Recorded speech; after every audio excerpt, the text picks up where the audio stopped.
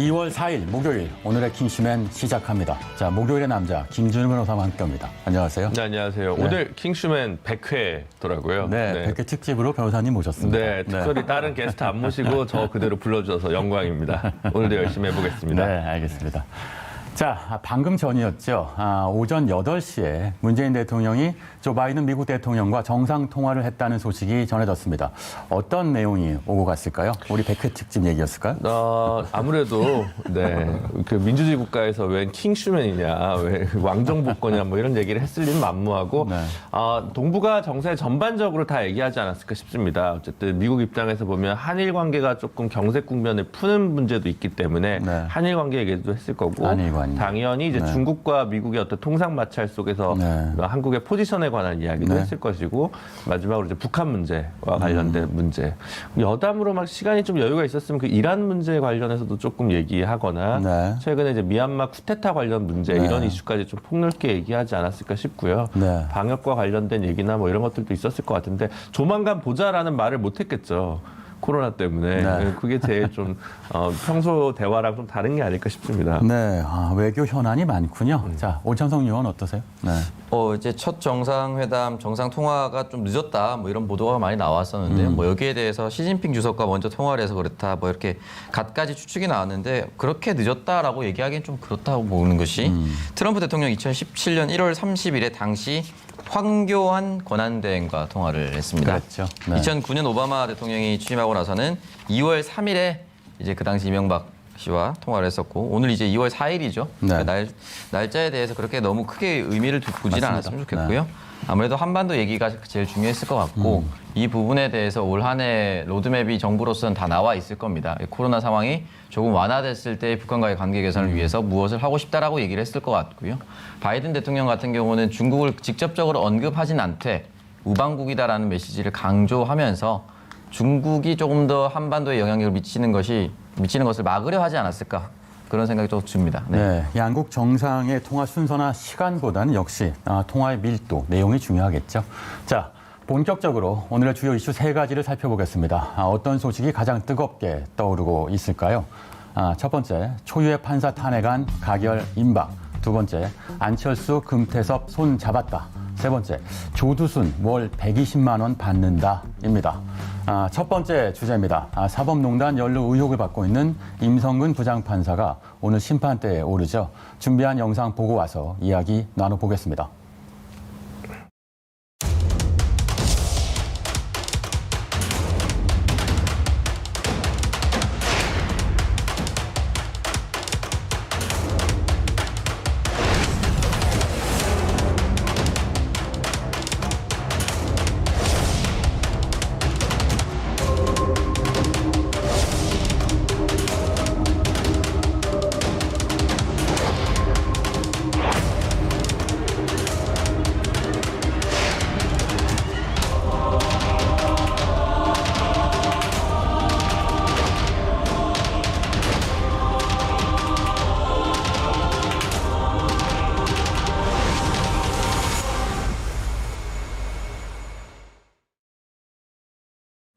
네, 지난 1일 이탄희 더불어민주당 의원이 헌정사 첫 판사 탄핵안을 발의했습니다.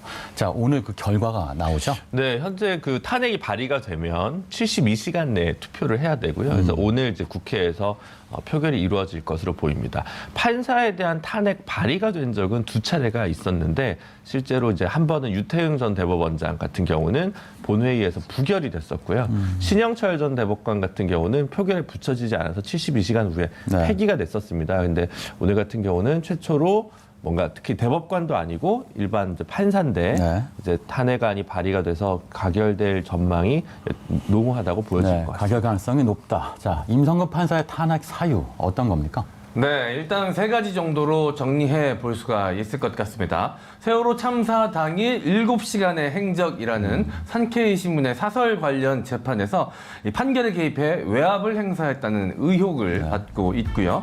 쌍용차 관련 집회 재판에서 이 판결문 문구를 수정을 지시한다던가라는 식으로 이 판결에 개입했다는 의혹 또한 받고 있습니다. 그리고 프로야구 선수 도박 사건 관련해서 이 판결문을 사전 유출하거나 수정하도록 지시했다라는 의혹도 함께 받고 있습니다. 네, 오늘 탄핵 소추안이 표결이 붙여질 예정인 가운데 탄핵 심판 절차도 궁금하고요. 실제 탄핵으로 이어질지 이것도 관심이 쏠리고 있는데요. 조금 이제 불투명한 부분이 여러 가지가 있습니다. 일단 사법농단 사태에서 위헌적인 일들이 굉장히 우리 사법부에서 많이 일어났다는 건 주지의 사실인데 네. 핵심적으로 가장 주요한 선수들 표현이 적절할지 모르겠습니다만 그분들 일찌감치 그때 다 임기 만료로 퇴임을 하셨어요. 양승태 대법원장이라든가 고영한 대법관, 박병대 대법관, 아니 뭐 임종원 당시 법원행정처 차장이라든가 이런 분들이 사실은 어떻게 보면 메인이거든요. 네. 근데 이제 관련돼서 남아 있는 법관들 중에 여러 명이 있습니다, 사실. 그리고 퇴임이 예정된 것도 임성근 부장만은 아닙니다. 네. 근데 다만 이번에 임성근 부장이 1심에서 무죄가 나오면서 네. 판결문에 위헌적 행위를 했다라는 표현이 이제 6차례 나오면서 뭐랄까 하나의 시범 케이스 비슷하게 좀 탄핵이 발의된 건데 어떻게 보면 형사 절차에 준하는 절차가 아니기 때문에 탄핵이 가능하다 이렇게 보는 경우가 있고요. 그 다음에 이제 탄핵이라는 것이 어쨌든 굉장히 센 효과를 불러일으킬 수 있기 때문에 비례성에 비추어 보면 위헌적이지만 탄핵 사유까지 미칠 것인가 아닐 네. 것인가에 대해서도 법 쪽에서 사실 의견이 다소 갈릴 수가 있습니다. 네. 탄핵됐어야 하는 대상은 적지 않지만 이번 상징적인 대상이다. 자, 임성근 판사의 남은 임기가 변수가 될 수 있다고 하던데 이게 무슨 내용이에요? 네, 일단은 사실은 이제 임성근 부장판사 전에 이제 이동근 판사 역시 사표 수리가 됐기 때문에 탄핵이 되기 좀 어려웠었죠. 네. 임성근 부장판사 이달이 28일입니다. 2월 28일에 퇴직을 앞두고 있기 때문에 만약에 국회에서 가결이 된다 한들 넘어가서 헌법재판소는 이미 퇴직하고 난 후일 가능성이 높습니다. 네. 그렇기 때문에 헌법재판소는 이렇게 판단하기도 저렇게 판단하기도 좀 애매해서 네. 결국은 퇴직 이후까지 시간을 끌어서 퇴직하고 난 후에 이미 판단할 수 없는 그런 각하 결정을 내릴 것이다라는 사람도 많은 사람들이 이제 추측을 하고 있는데 결과적으로 저도 말씀하셨다시피 이제 국회 가결이 가장 중요한 포인트라고 저는 생각합니다. 일단은 탄핵이 실제 이루어질지 안 이루어질지는 잘 모르겠으나 국회의 판단이 굉장히 중요하다고 생각합니다. 네, 국회 판결 이후 헌재 판결까지 다 짚어주세요. 어떨까요? 그러니까 이제 임성근 판사 같은 경우는 이제 법관은 임용되면 임기가 10년입니다. 그래서 10년이 두 번째 10년이 지난 거예요. 20년 판사 생활을 한 거죠. 재임용 신청을 해야 되는데 재임용 신청을 하지 않았기 때문에 자동으로 이번 달 말일에 임기가 이제 만료가 되는 거거든요. 네. 탄핵이 만약에 이번에 소추가 가결이 국회에서 되면 원래는 이제 이 상황에서는 사표를 쓸 수 없습니다. 그리고 사표를 수리하면 안 됩니다. 근데 이거는 그래서 퇴직도 안 되는데 이건 임기 자동 만료기 때문에 당연히 그냥 나가게 되는 것이거든요. 그러한 상황에서 헌법재판소 입장에서는 소의 이익이 없다라고 해서 각하 판단을 내릴 개연성이 상당히 또 높은 것도 사실입니다. 네, 국회는 통과되겠지만 헌재에선 각하할 가능성이 높다. 자, 야권은 탄핵안 추진에 격하게 반발하고 있죠. 네, 일단 유승민 전 의원 이야기부터 한번 들어보도록 하겠습니다. 지금 여당의 탄핵 폭거를 막아내지 못한다면 훗날 역사는 김 대법원장을 권력의 시녀가 되기로 작심한 대법원장으로 기억할 것이다라고 다소 강도 높은 발언을 쏟아냈고요. 나경원 전 의원 역시 마음에 안 드는 재판을 하면 탄핵으로 보복하겠다는 위험한 발상, 사법부의 독립성을 철저히 침탈하는 것이다라고 이야기를 남겼습니다. 네, 국민의힘은 사법부 길들이라고 반발하면서 김명수 대법원장 탄핵을 추진하고 나섰는데요. 짚어주세요. 네, 주호영 원내대표가 이제 이야기를 남긴 것인데요. 일단 사법부의 중요한 독립성, 중립성을 훼손했다라고 이야기를 했고 4.15 총선 무효 재판을 지연하고 있다라고 얘기했습니다. 또한 사법 적폐 청산 관련 내용을 묵인하고 용인하고 있다라고 이야기를 했는데 일단 지금처럼 사법부가 중요한 영향이 있는 상황에서도 적극적으로 사법부의 독립성을 지키지 못하고 있다. 이 부분을 계속해서 파고들고 있는 것 같습니다. 이런 가운데 지난해 4월 임성근 부장판사가 사표를 냈으나 김명수 대법원장이 반려했다는 보도가 나왔더군요. 네, 맞습니다. 이 한 언론 보도에 따르면 임 부장판사는 지난해 4월 이 대법원으로 김명수 대법원장을 찾아가 이 몸이 아파 법관 일을 하기 어렵다라면서 사표를 냈다고 합니다. 임 부장판사는 당시 건강 악화로 수술을 받은 직후였다라고 하는데요. 그러자 이 김명수 대법원장은 지금 국회에서 사법농단 연루된 사안으로 판사 탄핵 논의가 진행 중이라면서 이 사표를 받으면 탄핵이 안 되지 않냐라고 했다는 것입니다. 이 민주당은 1년 가까이 흐른 뒤인 지난 1일 대상 법관 중 한 명이었던 임 부장판사에 대해 이 탄핵 소추안을 발의했죠. 네. 이 보도가 이 사실이라면 김 대법원장의 사표 반려는 이 여당 기류에 보조를 맞춘 것으로 해석될 여지가 있습니다. 네. 반면에 대법원은 사실이 아니라고 공식적으로 반박을 했군요. 네, 일단 법원행정처 관계자의 말을 인용을 해보도록 하면은 임 부장판사가 대법원장에게 정식으로 사표를 제출하진 않았다. 당시 대법원장은 임 부장판사에게 일단 치료에 전념하고 신상 문제는 향후 건강 상태를 지켜본 후에 생각해보자는 취지로 말했고 탄핵 문제로 사표를 수리할 수 없다고 말한 사실은 없다라고 이야기를 남겼습니다. 대법의 반박에 또 임성근 부장판사 측이 다시 반박하면서 진실 공방으로 비화되는 분위기인데요. 누구의 말이 진실일까요? 네, 일단 임성근 부장판사 측 변호사인 윤근수 변호사는 지난 3일 입장문을 통해서 이렇게 밝혔습니다. 임 부장판사가 지난해 법원행정처 차장에게 사표 제출한 뒤 조재현 법원행정처장과 김명수 대법원장에게 이를 보고했다. 그러자 김 대법원장이 사표 제출은 이해하지만 사표를 수리하면 국회에서 탄핵을 할 수 없게 돼 비난받을 수 있다라고 말했다라고 밝힌 것인데요. 네. 당시는 사직서는 현재 대법원에 보관 중이라고 주장을 했습니다. 김진 변호사, 이거 어떻게 봐야 돼요? 진실 여부는 알 수 없지만 대법원장 입장에서는 안 받을 수 있는 거거든요. 그러니까 이 사표 수리를 안 받았다고 해서 그걸 불법이라고 볼 수는 없으니까 임성근 부장판사 입장에서는 이제 억울하다. 네. 다른 사실 더 죄 많은 이들도 있는데 왜 나만 돌을 맞아야 되냐라는 생각일 수도 있고 뭔가 좀 여론조를 통해서 자신한테 불리한 것들을 조금 그러니까 감수하기 위한 그런 전술이 아닐까 싶습니다. 네, 헌정 사상 최초의 판사 탄핵 결과가 어떻게 될까요? 국회에서 가결이 될 수 있도록 지금 이탄희 의원을 비롯해서 많은 의원들이 노력을 하고 있고 최초에 107명이었다가 한 명이 추가돼서 108명이 공동 발의하겠다고 하는데 최종적으로 지금 151명을 훨씬 넘긴 숫자 161명이 지금 동참을 한 거 아니겠습니까? 그 정도로 국회 인구의 절반 이상이 이미 찬성을 한 사안인데 네. 여기서 좌초되는 것이 더 이상할 거라고 저는 생각이 들고요. 일단은 중요한 사인이 될 거라고 봅니다. 국민이 선출한 권력이 네. 사법부마저 견제할 수 있다. 이 사인이 굉장히 중요한 것이거든요. 그렇기 때문에 저는 당연히 가결이 돼야 된다. 탄핵 과정은 적어도 국회에서는 이루어져야 된다고 생각을 하고 네. 지금 앞서서 나왔었던 언론 보도들 있죠. 조선일보의 단독 보도. 이런 치졸한 보도들이 나오진 않아야 됩니다. 대법원장을 압박하는 보도예요. 이거는 대법원장이 탄핵이 안 된다라고 사표를 반려했다라는 것 자체가 대법원장을 압박하는 보도들입니다. 왜 이렇게 사법부에 개입을 하는지 아직도 사법부에 개입을 한다는 것 자체가 사법부 안에 뭔가가 남아있다는 거고 사법부가 잘못됐다는 증거는 이탄희 의원 본인 스스로 충분합니다. 네. 그렇기 때문에 이 부분에 대해서는 분명히 견제와 사인이 필요하다 생각합니다. 어떻게 보세요? 김정일 변호사. 마음에 안 드는 판결을 했다고 해서 그 법관을 탄핵할 수는 없습니다. 근데 지금 임성근 부장이 문제가 되는 것은 네.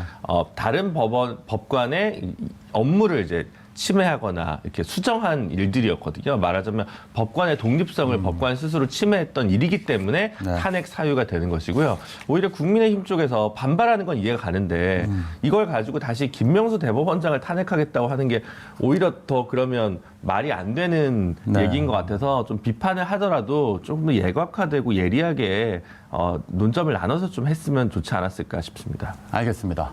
자, 두 번째 이슈로 넘어가 보겠습니다. 두 번째로 전해드릴 오늘의 이슈는 안철수, 금태섭 손 잡았다입니다. 서울시장 보궐선거 출마를 선언한 안철수 국민의당 대표가 금태섭 전 의원의 제3지대 단일화 제안에 화답하면서 야권 단일화 논의가 급물살을 타고 있습니다. 영상 보고 와서 이야기 나눠보겠습니다. 정권 교체에 동의하는 모든 범야권의 후보들이 함께 모여 1차 단일화를 이룰 것을 제안합니다. 저희가 범야권 후보 단일화 예비경선 A조라면 국민의힘은 예비경선 B조가 될 것입니다. 네, 지난 1일 금태섭 전 의원이 서울시장 출사표를 던지면서 안철수 국민의당 대표와의 1대1 단일화 경선을 제안했었죠. 네, 일단은 2월 1일 한 라디오 방송에 출연해서 금태섭 전 의원이 이런 이야기를 남겼는데요. 안철수 후보와 제가 제3지대에서 토론하고 경쟁에서 관심을 받자는 것이다. 안철수 대표가 저처럼 확장성을 강조했기 때문에 제 제안을 당연히 받을 것으로 생각한다라고 이야기를 남겼습니다. 네. 3일 뒤에 안철수 대표가 금태섭 전 의원의 제안을 받아들이기로 했습니다. 금태섭 전 의원은 환영의 뜻을 밝혔고요. 안철수 대표가 제안을 받아들이는 것 득이 될까요? 김종인 국민의힘 비대위원장 같은 경우는 3명이서 한꺼번에 단일화 경선을 하자고 처음에 제안을 했었어요. 근데 그렇게 보면 안철수, 금태섭 의원이 좀 더 중도 쪽 표를 갖고 있기 때문에 네. 오히려 표가 겹쳐서 국민의힘 경선 후보가 더 유리할 수 있거든요. 그럴 바에는 차라리 둘이서 단일화를 해가지고 국민의힘 후보랑 1대1 경선을 하는 게 차라리 낫다고 계산할 수 있기 때문에 네. 안철수 대표 입장에서는 이게 오히려 더 좋은 수다라는 생각이 듭니다. 네, 금태섭 전 의원 같은 경우도 환영의 메시지를 내놓았습니다. 지난 3일 긴급 기자회견을 통해서 네. 안철수 대표의 결단을 환영한다. 설 전에 한 번이라도 토론을 하자. 서울 시민에게 선택할 수 있는 충분한 자격을 드리려면 토론이나 얘기를 나누는 기회가 많아져야 한다라고 밝혔습니다. 오늘 금태섭 전 의원, 안철수 대표 서로 만나기로 했다고 하던데 두 분이 만나서 어떤 얘기를 나눌 걸로 보시나요? 네, 뭐 일단은 금태섭 의원과 안철수 대표 같은 경우는 이제 단일화 하기로 했었기 때문에 이 부분을 잘 마무리할 수 있게끔 만든 것이고 네. 만약에 지금 사실 정치적 중량감을 따졌을 때 두 사람은 비교가 되게 어렵습니다. 금태섭 의원이 인지도가 아무리 높다 하더라도 초선 의원에 불과하고요. 네. 안철수 대표는 일단은 공당의 당 대표고 대선 후보고 서울시장 후보까지 했었습니다. 네. 그렇기 때문에 사실은 사이즈가 너무 달라요. 그렇다면은 만약에 단일화 후에 안철수 대표는 일단 본인이 질 거라 생각 안 하고 금태섭 의원도 네. 안 질 거라 생각하지만 질 것도 염두에 두고 움직일 수밖에 없거든요. 그렇다면은 졌을 경우에 뭐 선대본부장을 한다든지 어쨌든 연대의 지분을 확보하려고 금태섭 전 의원은 많이 노력을 할 겁니다. 네, 김진일 변호사는 어떻게 보세요? 근데 뭐 룰 미팅을 하겠죠. 어떤 규칙을 가지고 어떤 일정을 가지고 할 거냐. 근데 네. 그 얘기를 뭐 두 분이서 많이 할 것 같진 않고 서로 이제 연락 담당자가 누구다 뭐 이 정도로 하고 언제까지는 끝내자 이러고 비용은 어떻게 할 거냐 뭐 이런 정도의 네. 이야기를 하지 않을까 싶습니다. 네, 일단 뭐 만나는 걸 봐야 또 믿을 수 있을 것 같습니다. 저는 일단 그 안철수 대표의 얼로 튈지 모르는 그 성향이 혹시 이번에도 발휘되는 건 아닌가 조금 걱정되는데요. 일단 두 분이 만나서 어떤 이야기를 할지 지켜봐야 될 것 같습니다. 네, TV 토론 여부 혹은 횟수 이런 것들이 양쪽의 협상에 누가 위너인지 보여주는 기준이 아닐까 싶기도 한데요. 자, 김종인 국민의힘 비상대책위원장, 금태섭, 안철수 두 사람의 단일화가 먼저고 그 뒤에 단계가 국민의힘과 단일화라는 얘기를 했는데 이거 어떻게 보세요? 일단 김종인 비대위원장 입장에서는 공당의 대표이기 때문에 자신의 당 후보를 챙기는 게 먼저입니다. 그래서 그쪽이 어떻게 단일화가 될지는 안 될지는 잘 모르겠으나 최종적으로 얘기할 것이다라고 얘기하는 부분은 끝까지 미루겠다는 겁니다. 네. 그 당시까지 가서 만약에 국민의힘 최종 후보가 지금으로서 누가 될지는 알 수가 없으나 그 당시 최종적으로 낙점된 국민의힘 후보가 네. 만약에 안철수 후보 또는 플러스 금태섭 플러스 조정훈까지 들어간다는 이 후보를 앞설 경우에 사실 단일화 논의할 필요가 없거든요. 만약에 압도할 경우에는. 근데 그렇기 때문에 최대한 시간을 끌어서 국민의힘 후보를 조금 더 많이 띄우고 난 후에 네. 그때 가서 생각을 하자라는 것이라고 저는 봅니다. 알겠습니다. 그동안 화기애애한 모습을 보였던 박영선 전 장관과 우상호 의원 얘기도 해보겠습니다. 양쪽 금태섭 전 의원을 두고 의견이 좀 엇갈리고 있죠. 네, 맞습니다. 먼저 박영선 전 장관 같은 경우는 지난 2일 한 라디오 프로그램에 출연해서 금태섭 의원과 관련된 질문에 이렇게 대답을 했습니다. 금태섭 전 의원과 대화를 하고 싶다. 우리가 보듬고 품어 넓은 민주당의 모습을 보여주는 것도 굉장히 중요하다라고 생각을 한다라고 대답을 했고요. 우상호 더불어민주당 의원 같은 경우는 본인의 SNS에 이렇게 밝혔습니다. 금 전 의원이 3자 단일화에 참여한다는 것은 이른바 반문재인 연대에 참여해 대통령을 흔들겠다는 것이다. 문 대통령 더불어민주당과 대척점에 선 순간 우리는 냉정해져야 한다라고 의견을 밝힌 것인데요.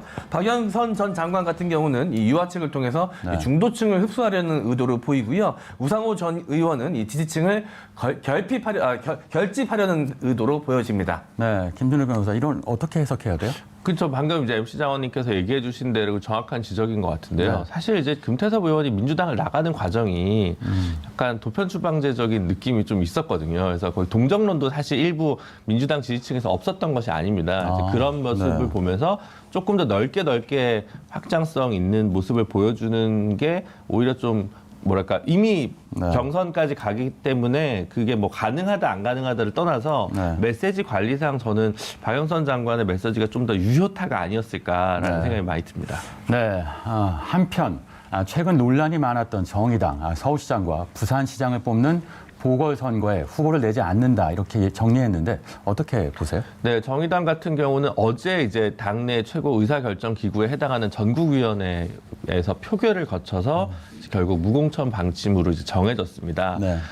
물론 이제 이 선거 자체의 성격을 규명했던 성격상 정의당 입장에서는 당연한 수순이다라고 생각하시는 분들도 있을 거고, 정치가 너무 도덕에 귀의하는 것도 맞지 않고 오히려 국민들 앞에서 해명할 건 해명하고 반성하는 모습을 선거 기간에 가져야 된다는 의견도 당내에서 어느 정도 있었던 것으로 보입니다만, 네. 결론적으로는 뭐 이제 무공천으로 해서 권수정 서울시의원이랑 김영진 부산시당 위원장이 원래 출마 의사를 밝혔었는데 그랬죠. 네. 결과적으로 이번 재보궐선거에서 노란색 깃발은 이제 볼 수 없는 것으로 보입니다. 알겠습니다. 마지막으로 전해드릴 오늘의 이슈는 조두순 월 120만 원 받는다입니다.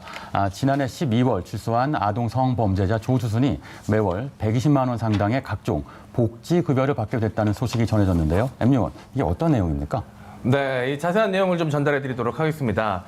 지난해 12월이었죠. 출소를 해서 경기도 안산시에 정착한 아동 성범죄자 조두순이 매달 120만 원에 달하는 복지급여를 받는 것으로 확인이 됐습니다. 이 조두순은 만 65세를 넘어 근로 능력이 없는 노인으로 분류가 되고 있고요. 배우자는 만 65세 이하지만 만성질환과 취업의 어려움 등을 호소했다고 하는데요. 현재 알려진 바에 의하면 조두순 부부의 총 자산은 1,000만 원 미만이라고 합니다. 안산시 측은 이 조두순 부부가 외출 자체를 못하고 있어서 사실상 돈을 벌 능력이 없다라면서 이 수급자 선정 조건을 충족한 상태라고 밝혔습니다. 출소 후 첫 외출이 단원구청을 찾아간 거라고요? 네, 맞습니다. 지난해 12월 출소 후에 첫 외출에 나선 것인데요. 배우자와 함께 단원구청에 찾아가서 기초연금 그리고 기초생활자 수급 신청을 했다라고 합니다. 1월분 복지급여를 신청을 했고 받지 못했던 12월분까지 소급 신청을 했던 것으로 나타나고 있습니다. 네. 조두순의 복지급여 자격을 박탈해야 한다는 의견이 많은데 가능성이 있어요? 아니요, 기본적으로 이제 이 급여와 관련된 부분은 국민기초생활보장법상 보장된 이제 권리들입니다. 그래서 뭐 관련 그 지자체 관계자인 안산시 관계자 입장에서도 이거는 요건을 충족하면 네. 당연히 줄 수 있지 특별한 재량이 인정될 수 있는 것이 아니다라고 이제 설명을 당연히 했고요. 이거는 네. 이제 법문에 있는 그대로입니다. 그래서 뭐 그 조두순 씨에 대한 국민적 분노, 그 범죄행위에 대한 뭐 공감 이런 네. 이건 충분히 할 수 있지만 이건 이제 별건이기 때문에 사실 이렇게 좀 반응하기란 공무원 입장에서도 그렇고 제가 법률가 입장에서도 보면 네. 뭐 이게 급여 지급에 대해서 이의를 제기하기는 어렵다고 보여지는 측면이 있습니다. 네. 하지만 국민의 법 감정과는 먼 얘기가 되겠죠. 자, 평범한 사람은 국민연금을 20년 부어도 한 달에 120만 원 받기가 쉽지 않습니다. 자, 그래서 세금으로 아동 성범죄자를 지원하는 게 맞느냐 이런 여론이 들끓고 있을 수밖에 없겠죠. 네, 지난달 청와대 국민청원 게시판에 이 조두순 관련 청원이 올라왔습니다. 이 아동성범죄자 조두순에게 기초생활 보장급여를 주지 말라는 내용인데요. 글쓴이는 12년 동안 세금 한 푼 내지 않은 흉악범에게 국민 세금으로 노후 생활비까지 챙겨줘야 하느냐면서 이 복지급여 지급을 막아달라고 고소를 했습니다. 자, 이 청원은 지금 현재 9만 4천 명 이상이 동의를 한 상태입니다. 네, 국민연금공단에 따르면 지난 2019년 기준입니다. 국민연금에 20년 이상 가입한 409만 497명 중에 네. 국민연금 급여액이 100만 원 이하인 가입자는 382만 3,931명, 약 93%에 달한다라고 하는데요. 급여액이 20년 이상 가입자 중에 전체에서는 93%, 월 480만 원 이상 층에서도 절반 정도가 100만 원 이하를 받고 있다고 합니다. 네. 이 대다수의 국민들이 이번 조두순 부부의 복지급여 120만 원에 더 크게 분노하는 이유가 되겠습니다. 네, 그럴 수밖에 없겠네요. 네, 조두순이 전에 출소하면 아내와 카페를 차리겠다고 했었는데 출소 앞두고 취업 프로그램에 지원하기도 했다고 합니다. 이렇게 따지면 정말 일할 능력이 없는 게 맞을까요? 네.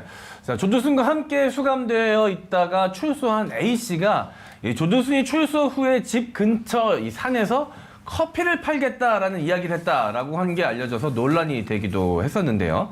이 조두순은 출소를 앞두고 취업 프로그램에 지원하기도 했다라고 합니다. 이 조두순이 지원한 허그 일자리 지원 프로그램은 이 법무부 산하 한국법무보호복지공단이 출소를 2개월에 3개월 정도 앞둔 출소 예정자나 이 출소자를 대상으로 하는 취업 프로그램으로서 이 교정시설의 취업을 설계하거나 출소 후 교육 일자리 알선 등을 한다고 합니다. 그 내용을 좀 전달해 드리자면 교육비 같은 경우 최대 300만 원, 취업 성공 수당 최대 180만 원, 훈련 참여 지원 수당 월 최대 28만 4천 원, 훈련 장려금 월 최대 11만 6천 원이 지급이 된다라고 합니다.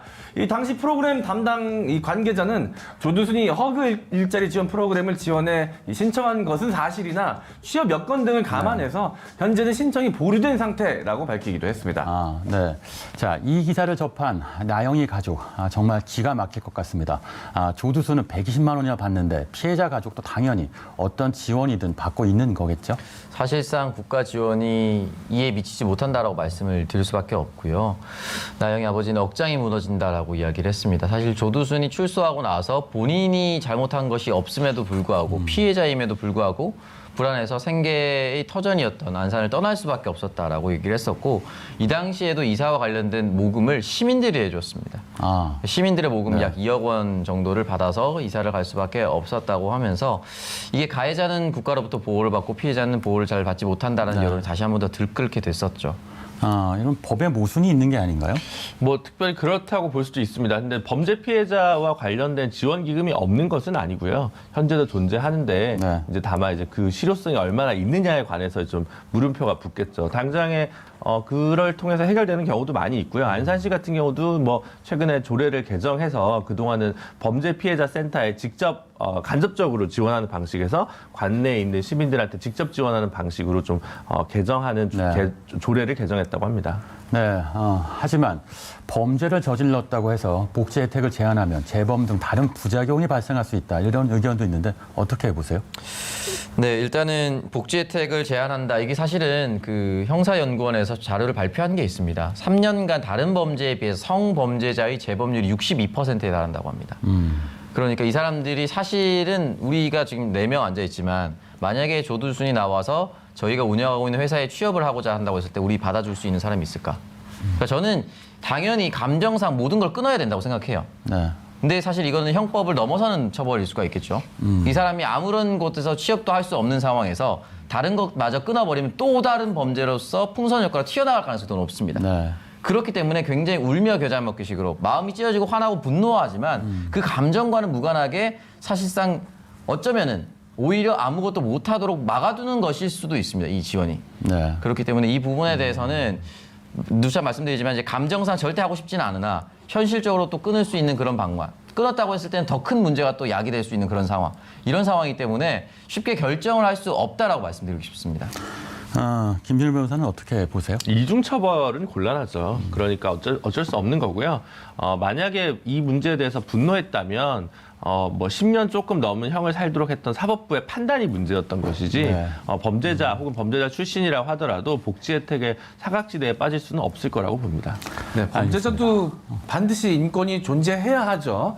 그게 모든 사람들이 동의하는 사실이긴 하나 이 피해자의 인권은 더욱더 강력하게 보호가 되고 보장이 되어야 하는데 정작 피해자의 인권은 별로 이렇게 도드라지게 국민들이 느낄 수 있을 만큼 보호된다는 느낌을 받지 못하는데 오히려 가해자가 이렇게 보호를 받고 있다라고 하니까 이 국민의 감수성에 상처를 좀 입히는 부분이 있는 것 같습니다. 네, 방금 MC 장원이 말씀하신 게 바로 우리 평범한 국민들의 의견이겠죠. 자, 조두순의 현실적인 이유를 감안하더라도 일반 시민들이 상대적 박탈감을 들지 않도록 양해나 사회적 합의를 구하는 과정이 반드시 필요하지 않았을까 싶습니다. 지금까지 오늘의 이슈였습니다.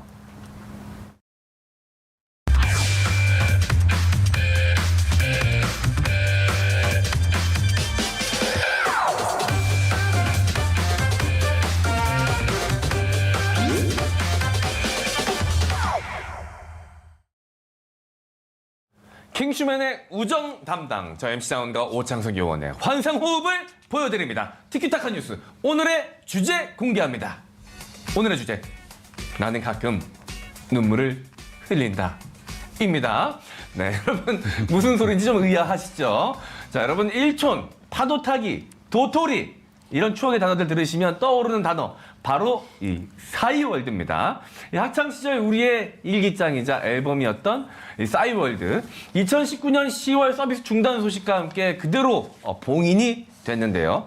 이제 다시 꺼내볼 수 있게 됐다라고 합니다. 저는 살짝 두렵기도 한데요. 묻어져서 다행이다고 생각했던 사람 중에 한 사람으로서 자, 어떤 내용이죠, 오창석 의원?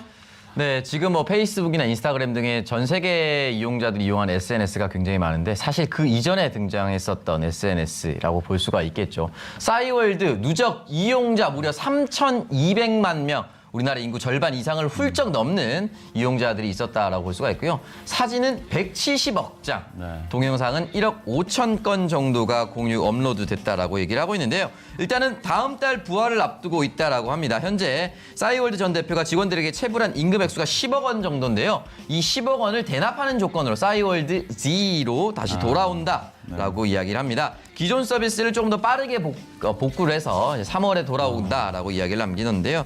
하지만 10억 원, 그러니까 임금 체불 금액만 지불하면 회사를 인수할 정도로 현재까지 가치가 제로에 수렴했다라는 것 자체가 좀 씁쓸한 현실이다라고 볼 수가 있겠네요.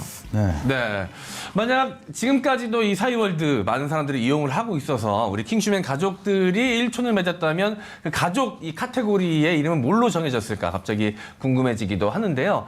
상상을 한번 해봅니다. 이 파도를 타고 오창석 요원의 미니 홈피에 들어가면 이런 글이 있지 않았을까? 난 가끔 눈물을 흘린다. 음악만이 나라에서 허락한 유일한 마약이니까 과거 부산에서 출마했지만 난 지금 인생에 출마 중이다. 뭐 이런 허세 넘치는 감성 글들 싸이월드에서 탄생했다는 사실 여러분들 알고 계십니까? 예, 저도 약간의 이 허세 사진과 함께 이런 글들을 좀 쓰고 기분에 맞춰 배경음악도 좀 자주 바꾸고 그랬던 기억이 나는데요. 자, 우리 요원들은 혹시 미니홈피 배경음악 뭐였는지 기억나십니까? 솔직하게 한번 말씀해 주시죠. 예. 저는 그 달빛 요정 네. 몇점 말로 홈런에 절룩거리네. 이유가 혹시 있으십니까? 그때 인생이 좀 힘들었어요. 그래서 뭔가 위로받고 싶었던. 네, 맞습니다. 저런 유형이 있었습니다. 최대한 불쌍한 척하는 사람들 음악으로 분명히 존재했습니다. 오창석 요원 궁금합니다. 네, 저 신승훈 씨 전설 속의 누군가처럼 그 노래 있었죠? 네. 갑자기 그 노래를 해놨던 게 갑자기 기억나네요. 그 음악이 굉장히 좀 웅장하죠. 네, 웅장하고 좀 있어 보입니다. 예. 그 노래 알겠습니다. 가사 하나도 기억 안 나고요. 네. 있어 보려고 했던 것 같아요. 본인 사이즈와는 다르게 음악이라도 좀 웅장하고 크게. 왜냐면 그 첫 화면에 미니미의 실제 제 사이즈로 들어가 있기 때문에 음악이라도 좀 웅장하게 하고 싶었습니다. 네, 그렇군요. 예. 오창석 요원 네. 관련해서 좀 이야기를 많이 좀 해주실 것 같은데 네. 이 싸이월드 내에서 오창석 요원이 굉장히 유명한 사람이었다고 제가 얘기를 들은 바 있습니다. 예전에 싸이월드에 투데이 멤버 남 이런 걸 뽑았었어요. 네. 제가 한번 됐었던 적이 있었습니다. 투멤버남이라고 했었죠.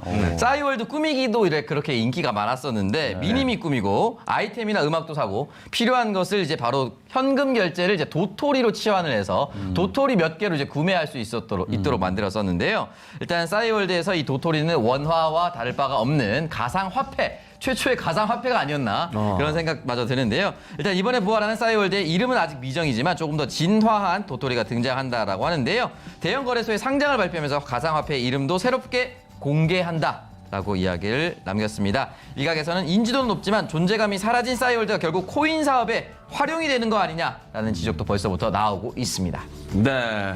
다시 부활한 이 싸이월드. 하지만 이미 많은 SNS가 이 자리를 잡고 있는 요즘 다시 과거의 영광을 되찾을 수 있을지 궁금해집니다. 지금까지 MC 장원과 오창석의 티키타카 뉴스였습니다.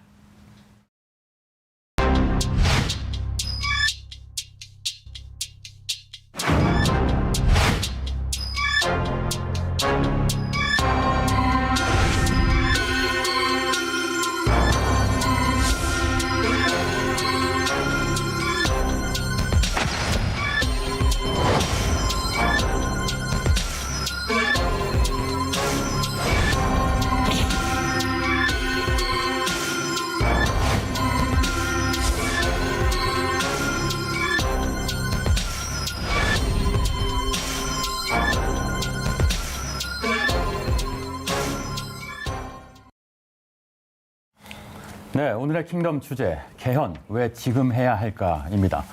박병석 국회의장이 지난 1일 국회에서 열린 2월 임시국회 개원식에서 개헌 논의를 꺼내 들었죠. 네, 맞습니다. 이 박병석 국회의장은 코로나 위기를 한곱이 넘기고 4월 보궐선거가 끝나면 개헌 논의를 본격화해야 한다라고 주장을 했는데요.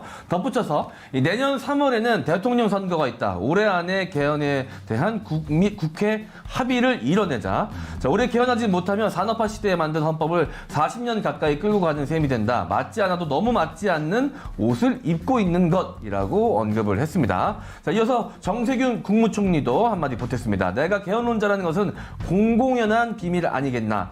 삼권 분립 그리고 중앙과 지방의 분권이 이루어져야 한다. 특히 중앙의 권한이 지방으로 많이 내려가야 한다고 생각한다. 대통령의 권한도 내각, 국회, 지방으로 분산시켜야 한다라고 이야기를 했습니다. 네, 개헌은 문재인 대통령이 대선 공약으로 내세운 내용입니다. 2018년 신년사에서도 개헌에 대한 문 대통령의 확고함이 전해졌는데요. 함께 보고 오시죠. 존경하는 국민 여러분, 헌법은 국민의 삶을 담는 그릇입니다. 국가의 책임과 역할, 국민의 권리에 대한 우리 국민의 생각과 역량이 30년 전과는 크게 달라졌습니다. 30년이 지난 옛 헌법으로는 국민의 뜻을 따라갈 수 없습니다. 국민의 뜻이 국가 운영에 정확하게 반영되도록 국민 주권을 강화해야 합니다. 국민의 기본권을 확대하고 지방 분권과 자치를 강화해야 합니다. 네, 일단 이 개헌 내용을 좀 더 살펴보도록 할 텐데요. 제일 중요한 것은 역시 헌법 전문과 권력 구조에 관한 개선 내용이 들어가 있을 겁니다. 헌법 전문에는 들어갈 내용이 자유민주적 기본 질서 표현은 유지하되 부마 항쟁, 그리고 5.18 민주화 운동, 6월 항쟁 정신을 추가하겠다라고 이야기를 남겼습니다. 이 부분에 대해서는 국민적인 동의가 다 이루어졌을 것이라고 생각을 하고요. 권력 구조, 대통령의 임기는 5년, 현행이죠. 만약에 개정을 한다면 대통령 4년 연임제로 바꾸겠다라는 얘기가 나오고 있습니다. 이 부분에 대해서도 예전부터 얘기가 계속 나왔었던 부분이고요. 네. 또 수도와 지방 분권에 대한 내용도 있습니다. 지난번에 있었던 내용 중에 사실은 이제 지방 분권 중에 가장 핵심적인 것이 관습헌법으로 인해서 네. 수도, 그 행정수도를 이전할 수 없었다는 판결이 있었지 않습니까? 이걸 법률로 명시를 해서 바꿀 수 있도록 만들겠다라는 것을 볼 수가 있고요. 그리고 지방자치제, 지방분권 국가를 만들겠다. 이건 사실은 민주진보 진영에서 계속해서 얘기했었던 것이고, 보수 진영에서도 제왕적 대통령제를 버려야 한다는 핵심적 가치 중에 하나가 이 바로 지방분권이라고 얘기를 할 수가 있습니다. 기본권에 대한 내용은 모든 국민을 모든 인간으로 수정을 하고 생명권을 명시하겠다. 라는 등의 내용이 현재 들어가 있습니다. 여러 가지 공무원의 권리라든지 검찰개혁 그리고 기본권에 대한 내용들이 조금씩 다 나와 있고요. 네. 대통령의 신년사뿐만이 아니라 청와대 발간한 헌법 개정 책자가 나와 있습니다. 이 소책자를 보면은 처음부터 끝까지 모든 개정 사안이 현재까지는 나와 있는 상황입니다. 네, 이렇게 짚어보니까 오히려 현행 헌법에 이런 내용이 없었다는 게 우리 놀라울 정도라고 할 수 있겠는데요. 자, 그렇다면 문재인 정부의 출범 후 개헌론 어떤 과정을 거쳐왔습니까? 이제 박근혜 전 대통령 탄핵 시점으로 돌아가면 박근혜 대통령이 그 당시에 이제 전국을 수습하기 위해서 먼저 개헌 카드를 꺼냈었습니다. 네. 그런데 이제 탄핵이 소추가 발의가 되고 나서 이제 국회에서도 이제 때가 되었다라고 해서 대선 직전이 2017년 1월에 국회에 이제 개헌 특위가 만들어지고요. 네. 6개월 더 연장을 해서 2017년 내내 활동을 했습니다. 그리고 2017년 하반기에는 그 당시에 이제 정개특위, 선거제도 개혁과 관련한 정개특위가 별도로 이제 결성이 됐었는데요. 그 후에 국회 내에서 논의를 좀 더 압축적으로 하기 위해서 개헌특위랑 그 정개특위를 합쳐가지고 헌정특위라고 해서 2018년 1월에 별도로 이제 얘기가 됐습니다. 근데 네. 국회에서 논의가 답보 상태에 이르고 네. 문재인 대통령은 2018년 6월 지방선거와 함께 개헌을 추진하려고 하다 보니 정부 대통령 안으로 나중에 이제 개헌안이 다시 발의가 3월에 이제 되는 과정이 있었는데요. 네. 결국은 국회 내 문턱을 넘지 못하고 부결되는 것으로 이제 정리가 됐습니다. 그런데 코로나19로 민생이 어려운 상황에서 과연 지금이 개헌의 적기냐 하는 의문이 들 수밖에 없을 겁니다. 지금 개헌을 해야 하는 가장 큰 이유 무엇일까요? 아무래도 지금 해야 된다라기보다 너무 늦었다. 이미 늦었다. 네. 이미 늦은 이제라도 거를 해야 뭐 한다. 지금이라도 해야 되지 않냐라는 게 사실은 이제 헌법학자들이나 정치권에 이제 개헌을 바라시는 분들이 많이 생각하는 이야기일 것 같고요. 근데 이제 코로나 방역 때문에 국민들을 다시 투표장으로 이렇게 불려 내려오는 게지 좀 정무적으로 부담스러운 점은 뭐 분명한 것 같습니다. 알겠습니다. 네. 이 보통 국민들의 입장에서는 개헌하면 좀 먼 이야기처럼 들릴 수도 있을 것 같은데요. 실질적으로 이 국민들의 삶에 어떤 영향을 좀 미칠까요, 개헌이? 여러 가지 방면에서 있을 텐데 뭐 정체성이나 자긍심도 달라질 수 있는 부분이 있습니다. 예를 들어 이 개헌이 87년에 있다 보니까 네. 뭐 민족 중흥회 뭐 이런 표현들이 굉장히 많습니다. 근데 다문화 국가가 돼서 사실 이른바 한민족이 아닌 국민들도 지금 엄청나게 늘어났거든요. 네. 그럼 이제 헌법 자체가 그런 국민들을 배제하는 듯한 인상을 보이는 것부터 시작을 해서 되게 다종다기한 그동안의 변화들을 담지 못하고 있는 것 좀 많습니다. 뭐 그때 87년에 정보기본권이라고 얘기하면 생뚱맞은 얘기였는데 이런 것들이 이제 헌법에 좀 구체화될 필요성들이 되게 생활 곳곳에 숨어 있다라고 말씀드릴 수 있을 것 같습니다. 네. 오천성 의원 어떻게 보세요? 사실 저는 그 소책자를 처음부터 끝까지 다 봤었는데요. 지금 정확하게 워딩이 정확하게 기억나진 않는데 양육이라든지 육아에 대한 내용을 어머니로 규정을 해놨습니다.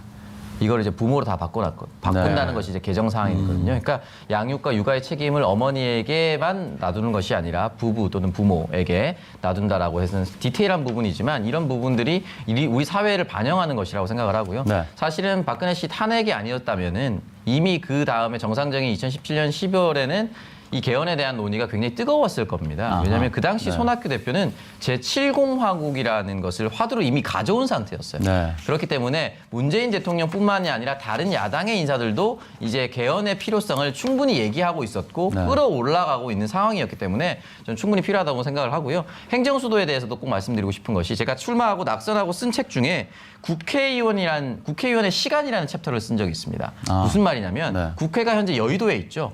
그러면은 여의도에는 영등포구입니다. 영등포구의 국회의원은 국회 등원 시간이 30분 이내예요.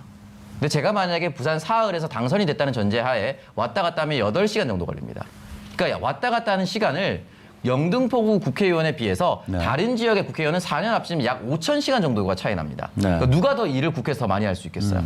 그러니까 사실은 국토 중심에 있어야만 네. 이런 불필요한 시간의 손실을 최소화할 수가 있습니다. 다른 의원들도 저는 마찬가지라고 생각을 하고요. 특히 제주도 의원 같은 경우는 비 오면 못 옵니다. 비 오거나 폭설이나 풍랑이나 태풍 오면 못 옵니다. 일을 못 해요, 국회에서.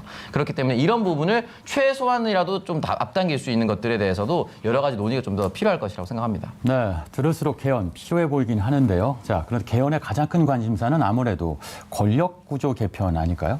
네, 대통령 임기 개헌 관련된 국민들 여론조사 결과를 먼저 말씀드리도록 하겠습니다. 대통령 5년 단임제를 개헌해야 하느냐라는 질문에 대해서는 찬성이 48.1%, 반대가 36.8%였습니다. 이 개헌 방향에 대해선 4년 중임제가 39.2%, 의원 내각제가 6.6%, 의원 집정부제가 2.3%로 나타났습니다. 네, 이렇게 나오는 여론들 어떻게 보세요? 네. 국회의원 선거제도가 표의 비례성이나 표심을 왜곡하는 반면에 대통령은 본인들이 우리가 직접 뽑았다는 성취감이랄까? 효능감을 직접적으로 주거든요. 그래서 현재 선거제도 하에서는 사실은 국민들이 의원집정부제나 내각제를 선호하기 좀 어려운 측면이 있습니다. 네. 근데 이제 사실 정치학자들 같은 경우 내각제를 사실 더 이론적으로 선호하는 경향이 더 짙은데요. 그렇죠. 뭐 그 부분은 토론의 여지가 여러 가지 있겠습니다만 지금의 5년 단임제의 좀 어떤 한계, 예전에 이제 독재를 예방하기 위해서 있었다고 한다면 지금은 좀 더 장기적인 국가 비전을 위해서 뭔가 좀 안정적으로 좀 더 길게 운영해 볼 수 있는 기회를 주는 것도 필요하지 않나. 그게 네. 사실은 여기에 담긴 염원이 아닌가 싶고요. 네. 지난주에 저희가 다룬 뭐 결선 투표제 같은 경우도 사실은 개헌 사항에 가깝기 때문에 네. 그런 부분들도 5년 단임제를 유지하더라도 좀 충분히 검토해 볼 만하지 않나 싶습니다. 네, 4년 중임제, 결선 투표제 관심들이 많다. 네, 자 행정수도 이전과 같은 지방 분권 개헌도 당연히 관심사죠. 자치 분권의 기본법이라고 할 수 있는 지방자치법 정부 개정안이 지난해 통과가 됐는데 이 이번 법 개정이 자치 분권으로 가는 첫걸음을 뗐다. 뭐 이렇게도 볼 수 있을까요? 지방분권과 관련해서 열정적이신 분들은 그 아이디어가 굉장히 다양해서 사실 지금 뭐 학계에서 지방분권과 관련돼서 이게 대안이다라고 딱 단일한 안을 얘기하기가 되게 어렵더라고요. 만나뵈면 되게 다양한 얘기들을 많이 하는데 그래서 이제 개헌으로 통해서 이제 그거를 좀 확실히 하자라고 하더라도 어느 정도 구체화될지는 사실 이제 문재인 대통령 대연한 수준을 넘기는 쉽지 않다는 분들도 많이 있습니다. 그래서 그건 토론의 여지가 있는데 어떤 분들은 오히려 지방분권과 국가사무를 정확히 분리하기 위해서 예를 들어 양원제를 하자. 우리가 양원제. 2050 때는 양원제를 잠시 했지 않습니까? 민의원, 참의원이었나요? 그래서 뭐 그런 것들 같은 경우는 또 이제 개헌 사항이니까 네. 충분히 또 얘기해 볼 만한 여러 가지 거리들이 네. 있지 않을까 싶습니다. 알겠습니다. 자, 헌법은 사회의 가치를 담는 그릇이기도 하죠. 지금까지 9차례 개헌이 이루어졌습니다. 그 변화의 역사에는 대한민국 7국의 정치사가 고스란히 녹아있죠. 네, 사실은 이제 대한민국이 헌법을 몇 차례 개정을 했었는데 그 사이에는 사실 군부 독재가 있었습니다. 자기 마음대로 헌법을 바꿔버린 것이 많았기 때문에 사실 이걸 국민의 동의에 있었다라고 보기는 어렵고요. 일단은 48년 7월 17일 재헌 헌법이 이제 반포가 됐습니다. 그리고 1공화국이 시작이 됐었죠. 1, 2차 개정이 있었고 그리고 제2차 공화국의 3, 4차 개정이 있었습니다. 네. 제3공화국 때 5, 6차 개정이 있었고 그리고 제4공화국 때 7차가 있었는데 이때는 유신 헌법이었습니다. 사실 국민의 기본권이 완전히 사라지는 네. 그런 상태였다고 볼 수가 있고요. 5공화국 때 8차 그리고 6공화국이 현재입니다. 그러니까 9차 개헌 이후 6공화국이 현재까지 이어져 있고 제가 앞서 말씀드렸다시피 이번에 개헌 10차 개헌을 한다면 아마 제7공화국으로 분류가 될 것 같습니다. 그러네요. 네. 마지막 개헌이 보니까 1987년, 33년 전이군요. 자, 국민의 삶에 가까이 있다고 보기 좀 어려운 부분이 있을 수밖에 없거든요. 그렇죠. 네. 이론적으로 이제 헌법을 자주 안 바꾸는 경우를 경성 헌법이라고 하고요. 네. 인도처럼 뭐 2년에 3년에 한 번씩 갈아치우는 네. 경우는 이제 연성 헌법이라고 하는 경우들이 그런 있습니다. 개념도 있군요. 저희는 이제 네. 경성 헌법이라고 할 수 있는데 뭐가 됐든 30년이 지나면 이게 좀 쓸고 닦고 고쳐야 될 것들이 되게 많습니다. 네. 그리고 87년 개헌 과정이 급격히 이루어졌기 때문에 사실 여전히 남아있는 좀 이상한 구절들이나 표현들이 좀 있거든요. 심지어 비문도 있고 그래서 일단 고쳐야 되는 부분이 있고요. 하나만 예로 들면 1공화국 때 남아있는 건데 저희가 만약에 대선에서 동표가 나오면 네. 그런 일은 거의 없겠죠. 1,000만 명 이상 투표하니까. 네. 동표가 나오면 결선 투표를 국회에서 하기로 돼 있습니다. 그 이상한 부분이 네. 헌법에 있어요. 이런 규정들을 이제 좀 다 손볼 필요가 있다. 이런 말씀 좀 드리고 그리고 싶습니다. 제가 알기로 그 국회에서도 동표가 나면 연장자가 당선되는 경우가 네, 있다고 하더라고요. 네. 알겠습니다. 유교주의이기 자, 때문에. 그런데 헌법을 바꾸는 과정이 좀 복잡한데 이게 또 문제기도 하죠. 어떤가요? 네, 맞습니다. 일단 개헌안을 발의를 하는 것부터 시작이 되는데요. 제적 의원 과반수 또는 대통령, 그러니까 정부안 발의라고 하죠. 대통령이 직접 발의할 수가 있고요. 대통령이 이제 개헌안을 20일 이상 공고를 해야 되고요. 이 국회는 개헌안 공고 60일 이내에 의결을 해야 되는데 네. 제적 의원의 3분의 2 이상이 찬성을 해야 됩니다. 그리고 의결 30일 이내에 국민투표에 붙여야 되고요. 유권자의 과반 이상 투표 그리고 과반 이상 찬성으로 헌법 개정이 확정이 됩니다. 확정이 된 즉시 대통령은 이 개헌안을 공포해야 합니다. 네, 네. 그렇다면 2021년 개헌 가능할까요? 어떻습니까? 아무래도 이제 국민적 합의가 되게 중요한 부분이 있을 거고 재보궐선거 결과, 코로나 방역의 성적표 이런 것들과 관련해서 연관되어 있기 때문에 자신할 수는 없습니다만 네. 나름 국무총리와 국회의장이 전부 다 개헌을 긍정적으로 검토하자고 하는데 한번 이렇게 공론회장에서 다시 한번 토론해 볼 필요는 있지 않을까 싶습니다. 네, 토론이 필요한 시기가 되었다. 네. 1987년을 마지막으로 한 번도 고쳐지지 않은 대한민국 헌법. 그 사이 시대 환경도 국민적 요구도 크게 달라졌습니다. 우리에겐 더 구체적이고 시의성 있는 새로운 상식이 필요하지 않을까요? 자, 안 의원, 코로나 속보 소식 전해주시죠.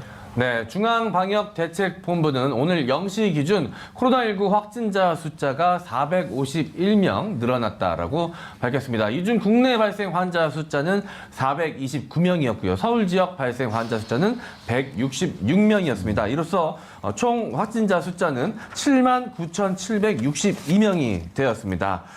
설 연휴를 일주일 정도 앞두고 곳곳에서 크고 작은 집단 발병이 확인돼 확산세가 다시 커지는 것 아니냐라는 우려가 나오고 있는 만큼 조금 더 개인 방역에 신경을 써야겠습니다.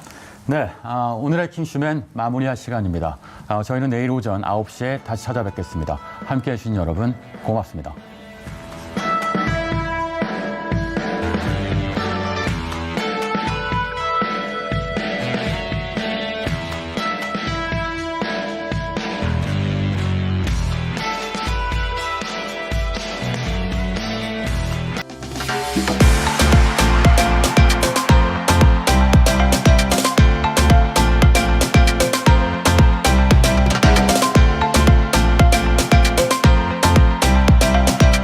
TBS